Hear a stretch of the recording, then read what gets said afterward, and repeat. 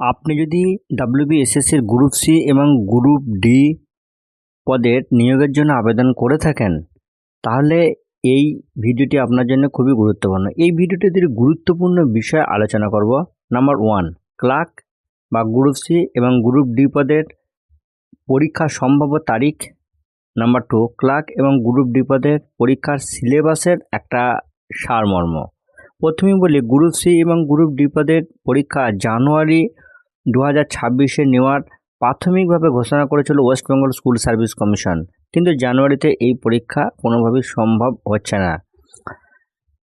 Clerk পদের পরীক্ষার সম্ভাব্য তারিখ ফেব্রুয়ারি 2026-এর 3rd উইক এবং গ্রুপ ডি পদের পরীক্ষার সম্ভাব্য তারিখ মার্চ 2026-এর 1st উইক। ফ্রেন্ডস, আপনাদের অ্যাডভান্স প্রিপারেশনের জন্য ক্লার্ক এবং গ্রুপ ডি পদের সিলেবাস এবং মার্কস ডিস্ট্রিবিউশন অফ এক্সামিনেশনের একটা জিস্ট আমি এই ভিডিওর মধ্যে খুব সংক্ষেপে রিপ্রেজেন্ট করছি। ক্লার্ক পদের জন্য রিটেন এক্সামিনেশন হবে 60 মার্কস। 4টে আইটেম এখানে থাকবে। জেনারেল অ্যাওয়ারনেস থেকে 20 মার্কস, জেনারেল ইংলিশ থেকে 10 মার্কস, লজিক্যাল রিজনিং থেকে 10 মার্কস, অ্যারিথমেটিক থেকে 20 মার্কস, টোটাল 60 মার্কস। এখানে কোশ্চেনের স্ট্যান্ডার্ড হবে মাধ্যমিক, প্রতিটার মান হচ্ছে 1।